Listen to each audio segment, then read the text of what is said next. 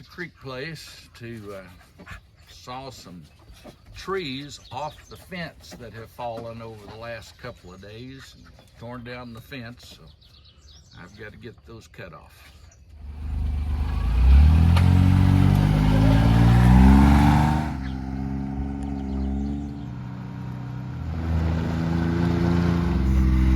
Okay, we got quite a chore today. I'm going to have to cut this tree off of the fence. This limb won't be so bad here that's already broken the fence in two, but that main old rotten tree is going to have to be cut up carefully so that it doesn't fall on the rest of the fence and knock it down. Using a chainsaw is one of the most dangerous things on the farm, and you have to be careful at all times not to get your bar and chain in a bind. So sometimes we cut up, sometimes we cut down to avoid that.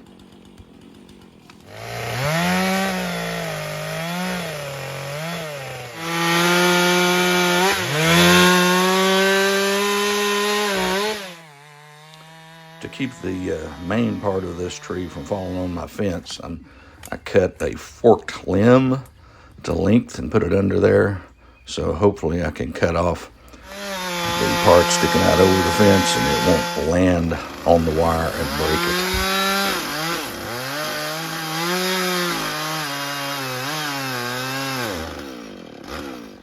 it. As you can see, this main tree is just about more weight than this old man can handle. But we just have to manhandle it off of there. It didn't break the wire, but by the time I got it off of there, I was ready to sit down and rest.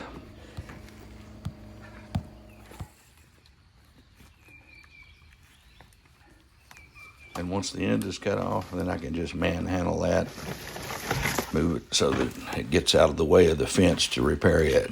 Clip off a few overhead limbs, and I should be ready to start fixing the fence. I gather up all my fencing tools, put them in the gator, and then I'm going to take the little tractor down and use the front forks of it to gather up all of the limbs and debris that's left over and put them in a pile.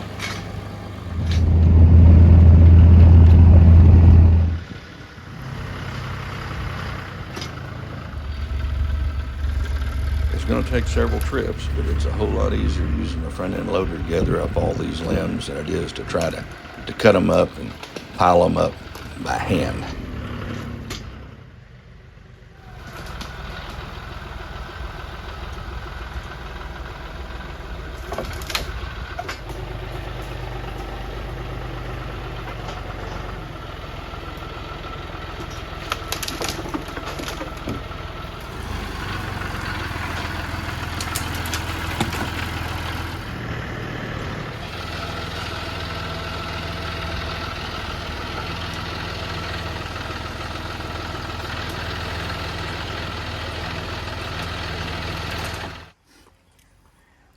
The fallen tree had broken all three of the top barbs on this 5-barb fence. So I'm having to restretch those. As you've seen in previous videos, I used the fence splicing tool. So I cut off the old end. I'm going to put on a splicing sleeve. And it'll have to be a 12 gauge for this wire. Slip it on.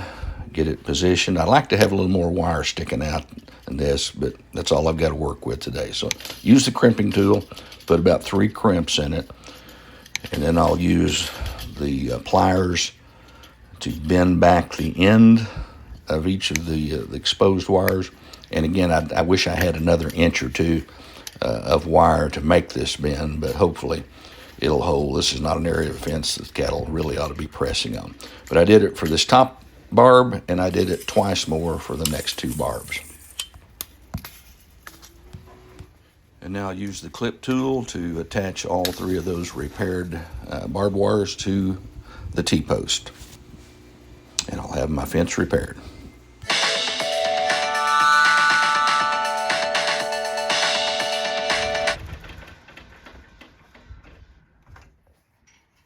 When a tree falls in the forest, it's not so much whether anybody hears it or not. It's will the cows find the hole in the fence, and who cleans up all that mess?